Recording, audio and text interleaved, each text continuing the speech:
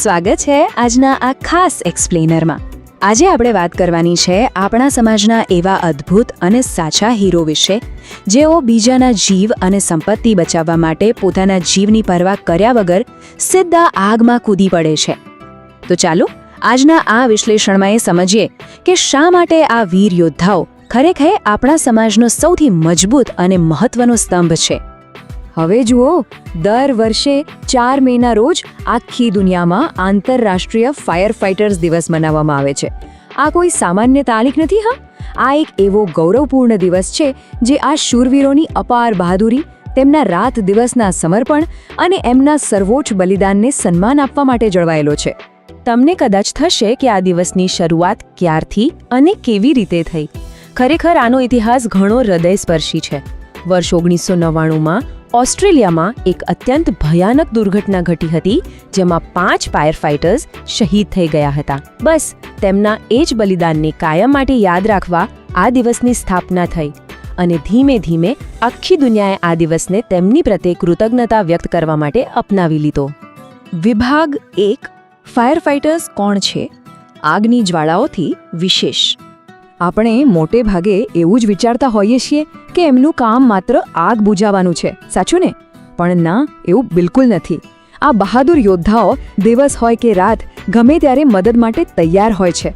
ગંભીર અકસ્માતો વખતે લોકોને કારમાંથી બહાર કાઢવા, મેડિકલ ઇમરજન્સીમાં મદદ કરવી અને ભૂકંપ કે પૂર જેવી કુદરતી આફતો વખતે જીવના જોખમે રાહત કાર્ય કરવું, આ બધું જ તેમની ફરજનો હિસ્સો છે।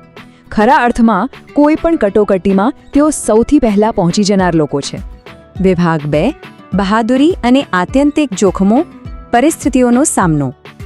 જરા કલ્પના કરી જુઓ, એક તરફ છે અત્યંત ઊંચું તાપમાન, શ્વાસ રૂંધી નાખે એવો કાળો ધુમાડો, ઝેરી વાયુઓ અને પડે પડે બદલાતી ખતરનાક પરિસ્થિતિ, અને બીજી તરફ શું છે?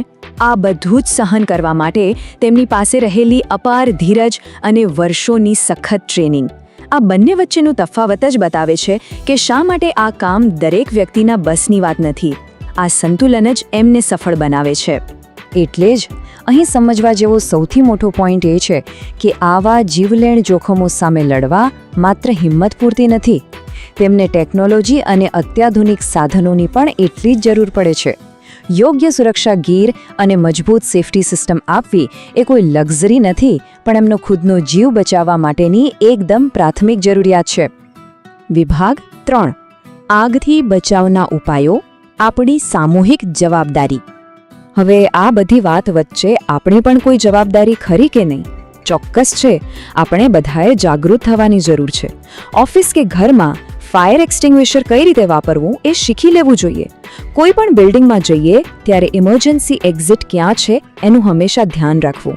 આ બહુ નાની નાની વાતો છે, પણ માનો કે ના માનો, આ જાગૃતિ જ મોટી દુર્ઘટનાઓ અટકાવી શકે છે અને આપણા આ હીરોઝ પરનું જોખમ ઘટાડી શકે છે। વિભાગ 4 સાચા હીરોને શ્રદ્ધાંજલિ, બહાદુરોને સલામ। જીવન બચાવવો એ સૌથી મોટી સેવા છે। આ માત્ર એક વિચાર નથી, પણ આ યોદ્ધાઓના સમગ્ર જીવન અને મિશનનો નિચોડ છે। આ વાક્ય આપણને વારંવાર યાદ અપાવે છે કે આ નિસ્વાર્થ અને જીવના જોખમે થતા કામને સમાજે ક્યારે ભૂલવું ના જોઈએ।